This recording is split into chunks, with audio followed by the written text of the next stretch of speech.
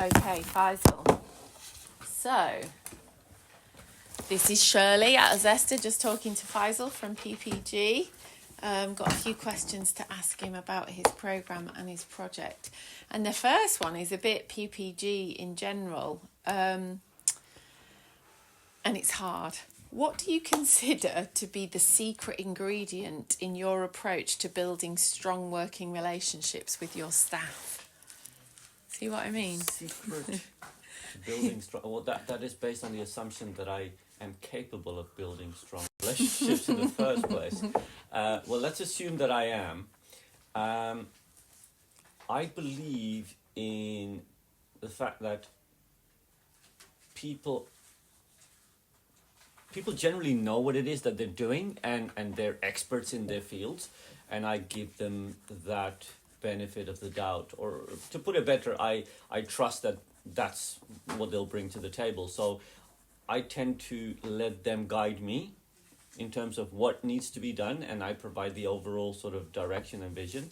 So I reckon trust is the key for me.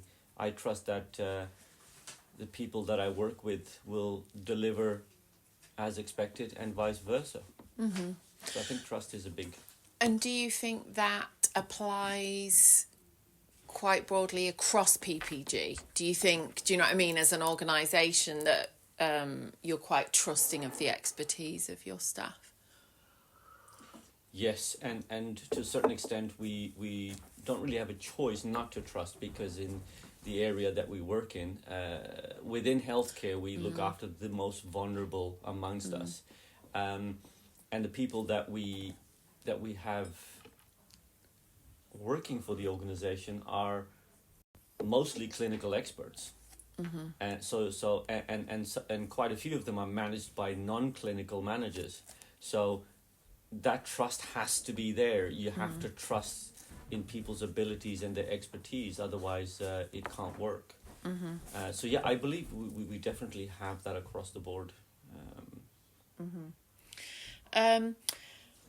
What does effective, it links to that, but what does effective management look like at PPG, and how does this contribute to a positive culture across all your different sites?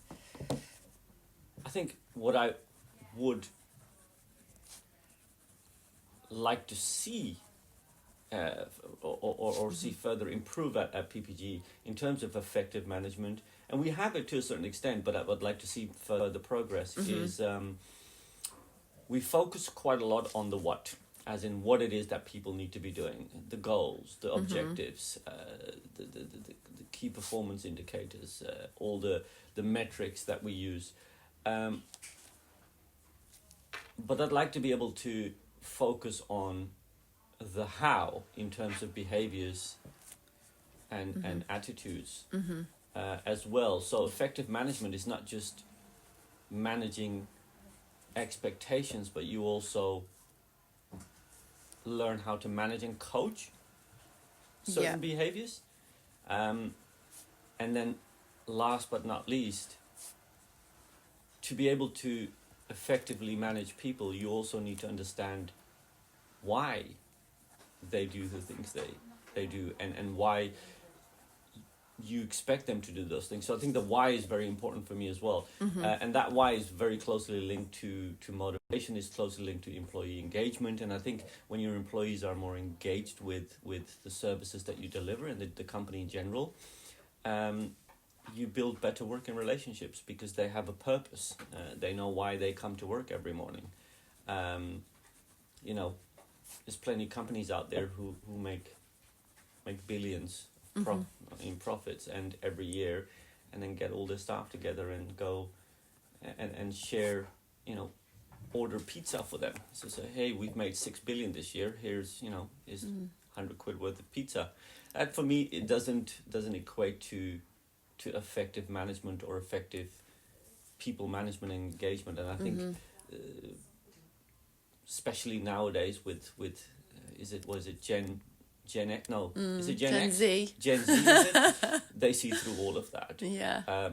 That's why I'm a big believer that people don't see their jobs as careers anymore. They see them as projects. And so you have people that work for an organization for maybe 2-3 years max, and then eventually move on either within the organization to another role, or they move on elsewhere, and that's become more natural. So I don't consider that job hopping anymore. It's more people pursue their careers differently. They tend to see them as small projects and then move on from that project. So I think for you to be able to effectively manage people, you need to readjust your expectations.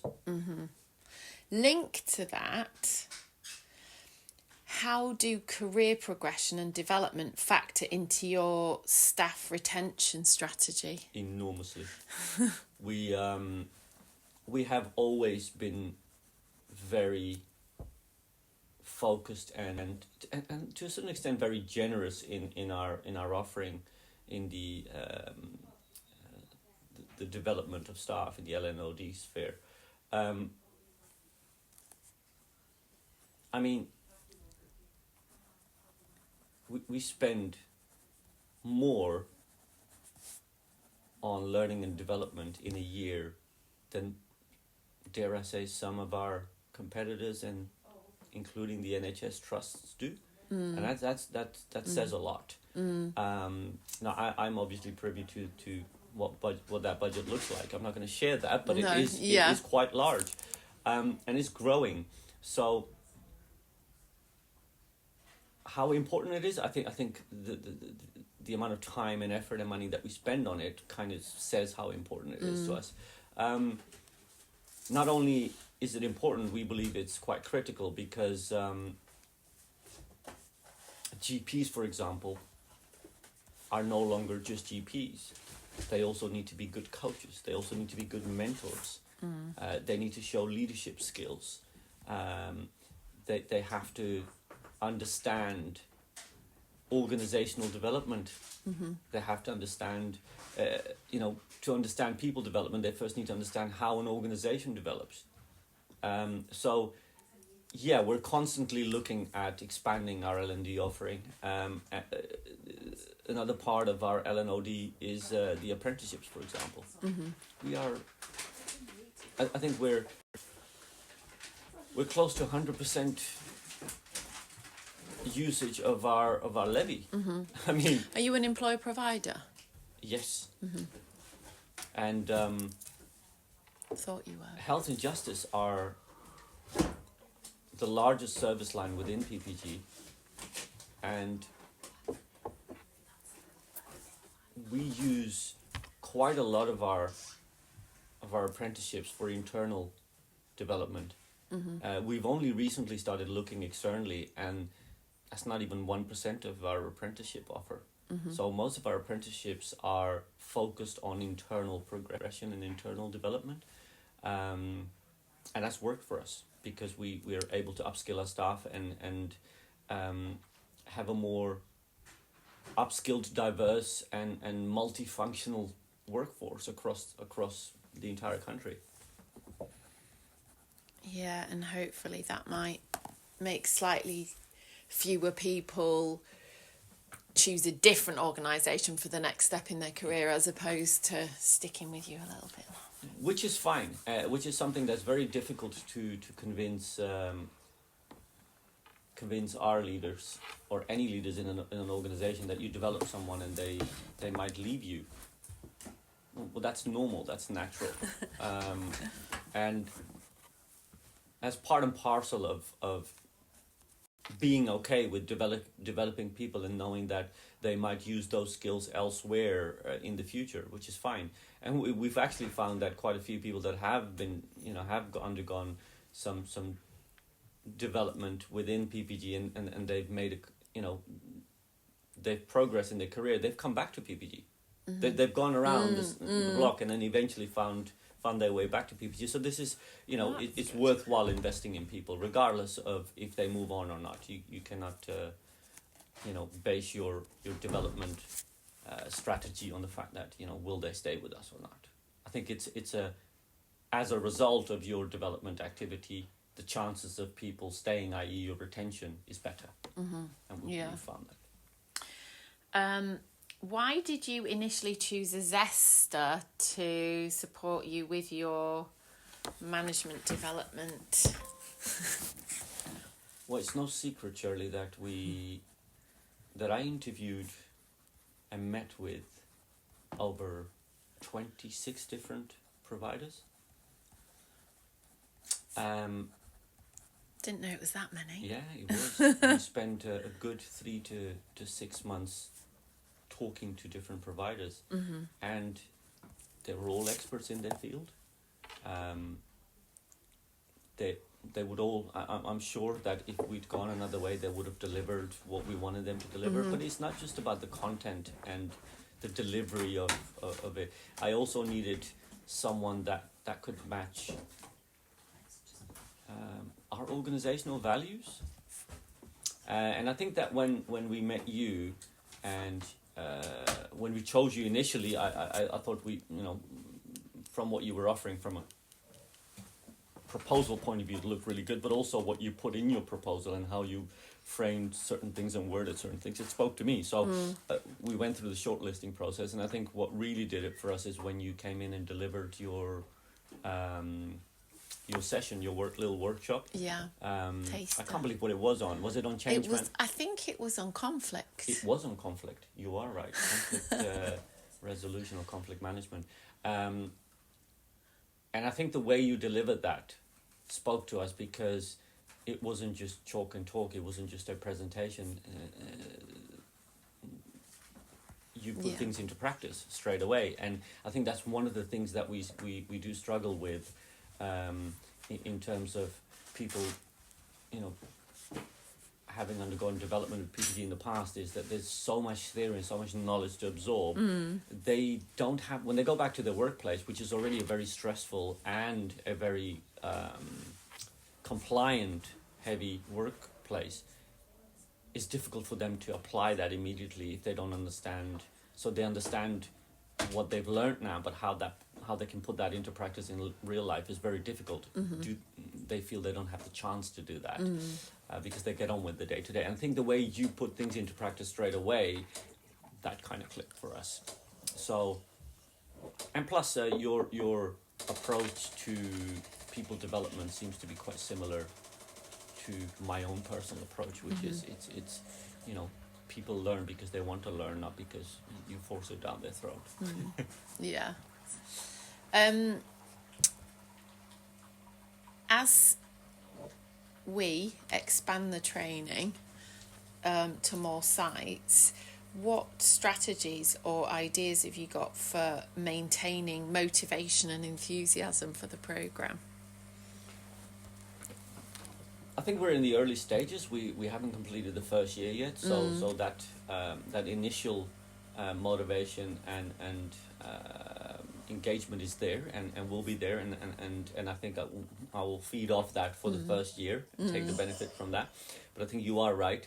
As we move further and people, I think after the first few people sort of graduate from the program, that will generate a bit more enthusiasm about the program, so it will continue. But I think in year 2, one of the things that I'm looking at is the landscape, the healthcare landscape continuously evolves. New challenges, with the recent changes in government, means sort of new strategic objectives for the NHS, which means we will then have to make our adjustments on our side. One of the things that I wanted to, for example, talk to you about today was the development of our senior managers in terms of being more commercial. We're very, very operational focused, as we should be,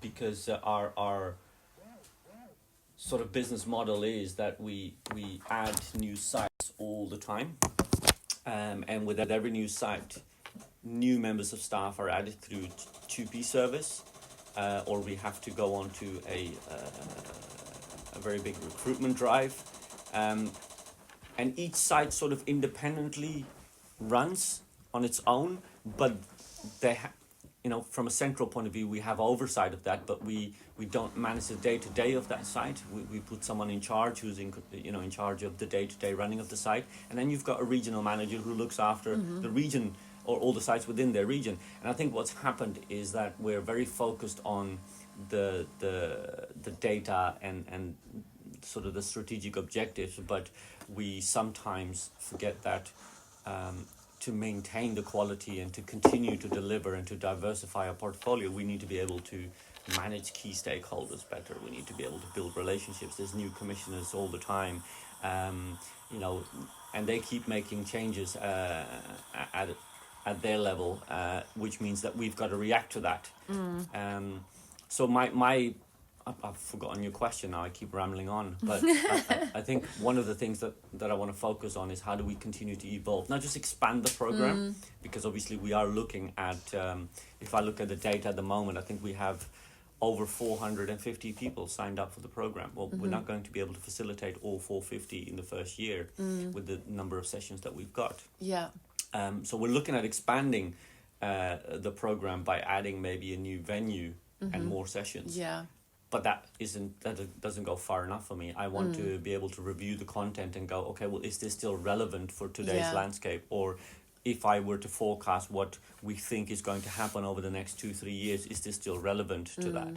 So constantly reviewing the program and not being afraid to say, well, hold on, you know, things that normally belong in a management or leadership program like coaching or conflict resolution, you know, not be afraid to say, well, maybe we don't focus on that.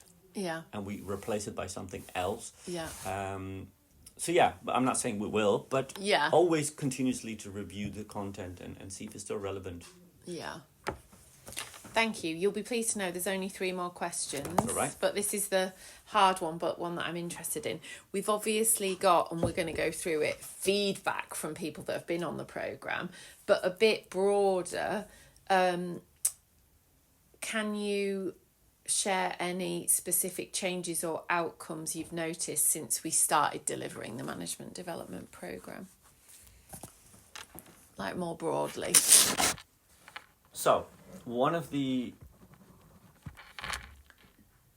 outcomes that is different, and I can feel it because I do a lot of traveling for the business. So I go to different sites, and one of the things that I have noticed, people have kind of fed back to me, is that they're really happy that they have different voices within the program.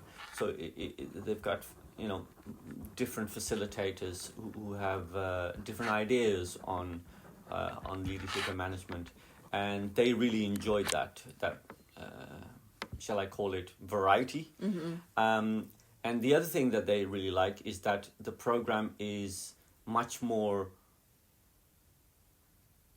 subject focused rather than just a generic, you know, it's a leadership or a management development program, and we're going to, you know, be a part of a cohort, and you're going to go through that over the next 12 to 18 months, and you touch upon topics here and there, but it's not a solid module as such. And I think one of the things that they really appreciate is that there is a dedicated module on managing conflict, a dedicated module on leadership essentials or leadership fundamentals, and it isn't just sort of, you know, woven into an entire program and you don't really know what you're going to get.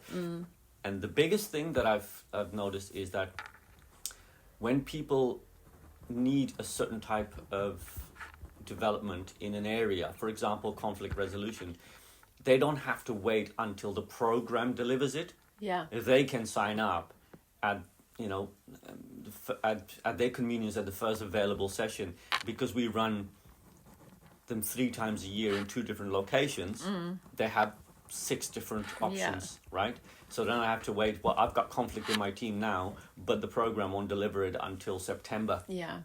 Or not September, until say next year, March. So I'm not going to wait 6 months until I can have, you know, the tools and the skills and the knowledge to be able to deal with the conflict. I need to be able to sign up to something now. Yeah, I've seen that actually on things like change, where people have said, my team is struggling with this change, so I've decided to come now. There you go.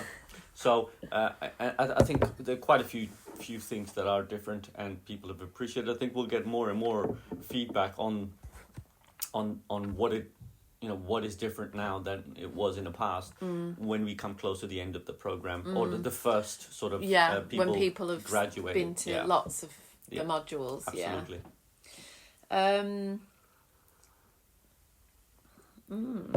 So this one says, but I feel like you've answered it a little bit in that one. What advice would you give to other organisations looking to develop a successful management development programme?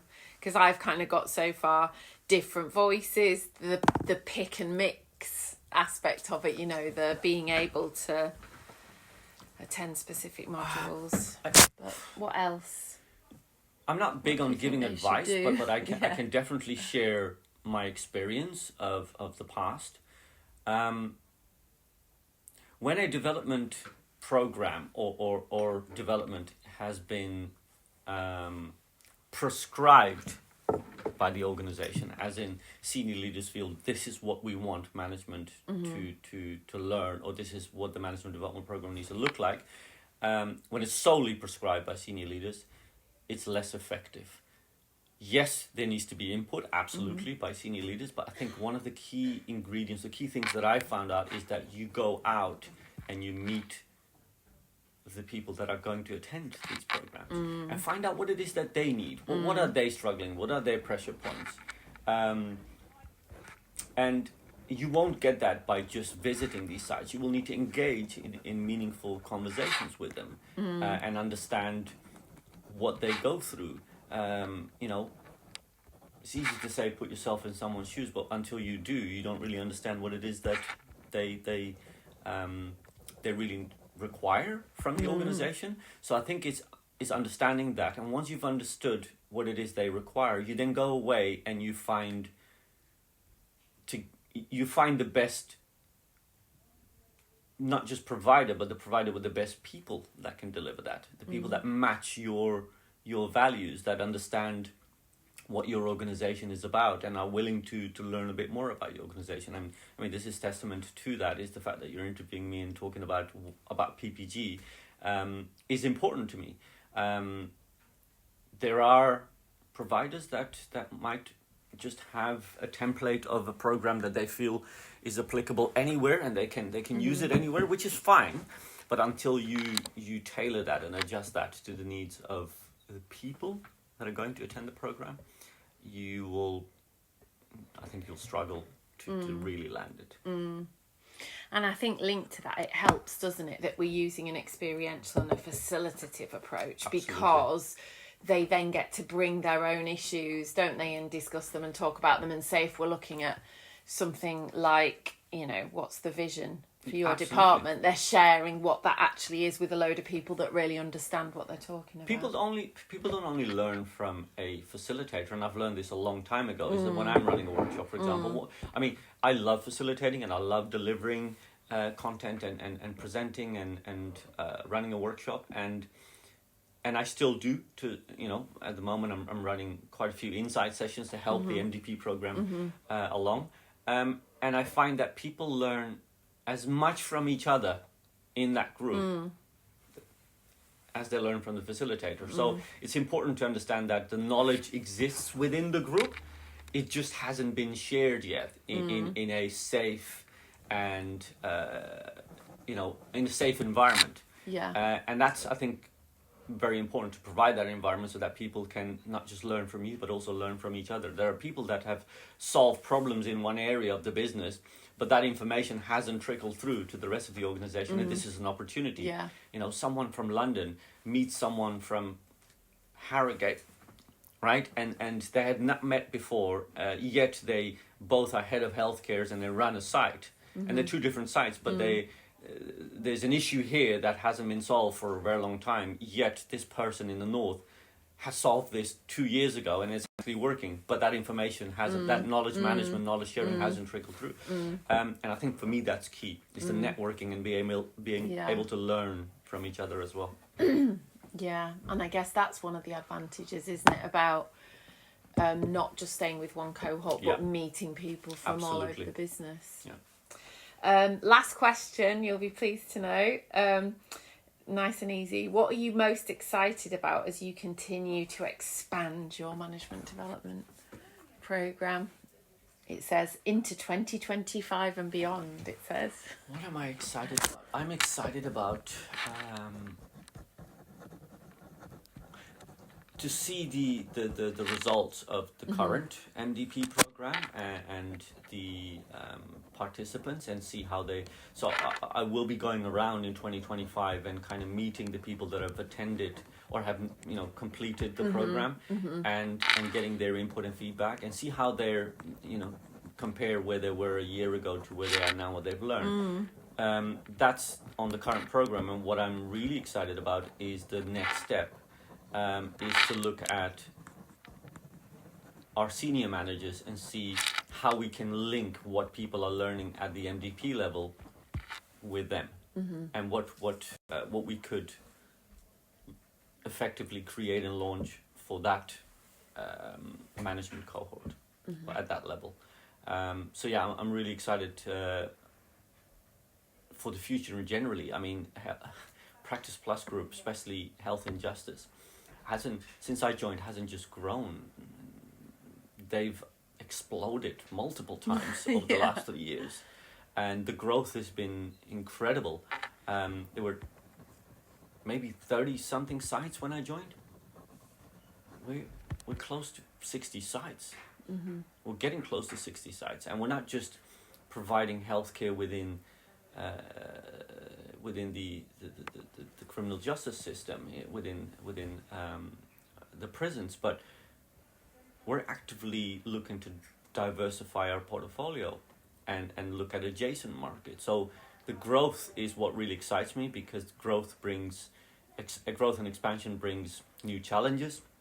New challenges means that the LNOD team are going to get very, very busy, and there's nothing more exciting than having a really busy and needed LNOD team. There's nothing worse than having a learning development function in your organization, and they just take over every year doing the same thing. We are, I feel, at the center of all of this expansion, and every time we expand, there are challenges that come along, and some way they find themselves back into the arms of LNOD, and then we look at it and we then provide our input. And I think that's how a learning and organizational development function should function. Yeah. You definitely get plenty of organizational development challenges when Absolutely. an organization is developing that fast, don't you? Every quarter there are new things that we look out for. It's a good job you like being busy. Right, okay, I'm going to stop.